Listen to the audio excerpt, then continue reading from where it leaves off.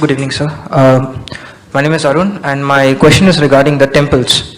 Okay, so a temple, from being a place of science and art, today has become a place of believers and the old man's place. So, And the old man's place. okay. Okay, so a guy who is But young people also go to become pass the exam and so on.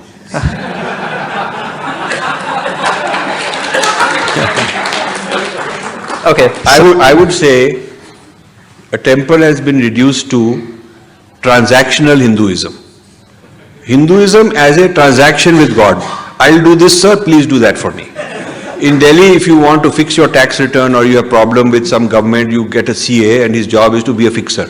He's basically a fixer who will take some money from you, pass it on some bribe, keep it for himself, and he'll fix some deal. That's what Indian CAs sometimes do, I'm told. And so this temple is also a kind of fixer to, like a broker of a transaction to pass my daughter exam and solve this problem for me and like that. That is what bhakti has turned into, unfortunately. Yeah. So let me finish the question, sir. For me, when I go to a temple, I see a lot of science there, right from the kind of trees and plants to its geographical location to its kind of architecture, and every temple differs in its geographical architecture. There is so much of science, but when a guy is talented enough to break the belief of a believer, we've lost a man. He either becomes an intellectual nomad or he turns conversion something else, and that's a very serious problem.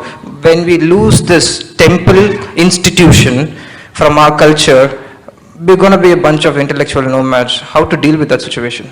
So, it's a very good, absolutely valid thing. Temples were center of learning, center of arts, center of science, and not just a center of bhakti to do a transaction. Today it has become just like that. So this is, historically we can blame history and say, okay, those guys burned temples, destroyed, money went away, it went to government, whatever. We can blame it. But I think we have to take responsibility what we do about it now. So, question is where some guys want to set up chair in Columbia University, give him so many millions of dollars. The question should be asked to them. That's not going to promote Indian culture, that's feeding the other side. It's called feeding the crocodile. It's like you feed the crocodile, he'll become like a pet dog, he'll be nice. That kind of a stupid attitude. You cannot feed a crocodile and turn him into a friend because that's his DNA. So feeding the Western ideologies with money and chairs is a wrong strategy. A lot of our people are doing it because they will become important in the good books of the West. It will be good for their publicity, their personal prestige and their networking, maybe business or something.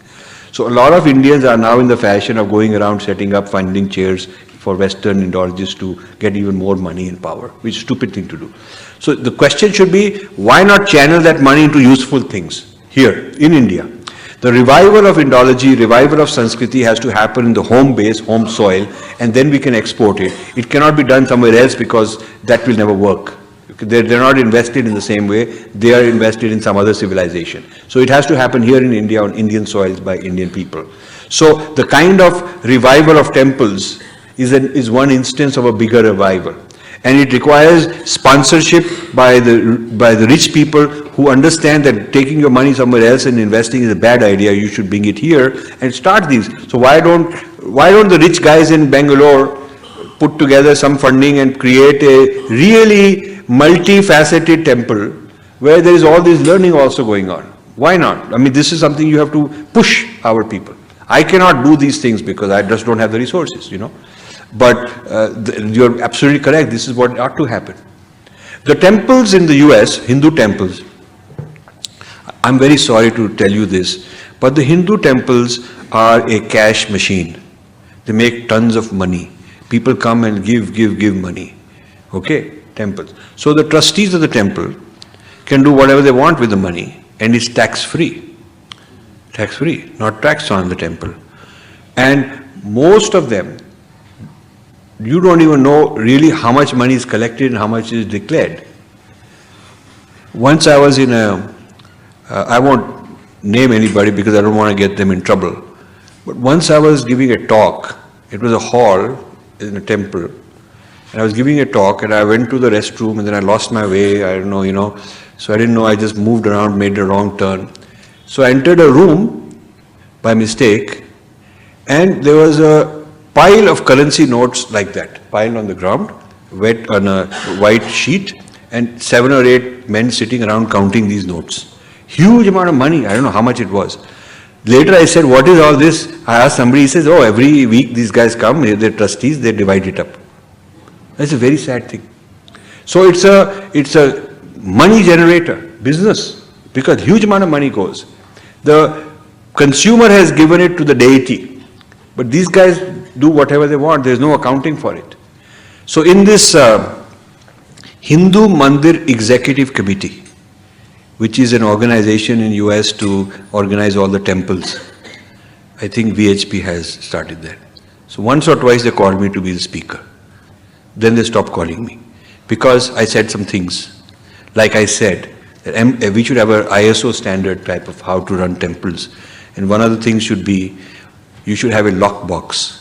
Lockbox means there is a bank gives you a box, the donation goes into that, there's a lock, only the bank can open. You don't open it, you take it to the bank, they count the money, put it into the deposit into your account. Nobody gets to touch the cash.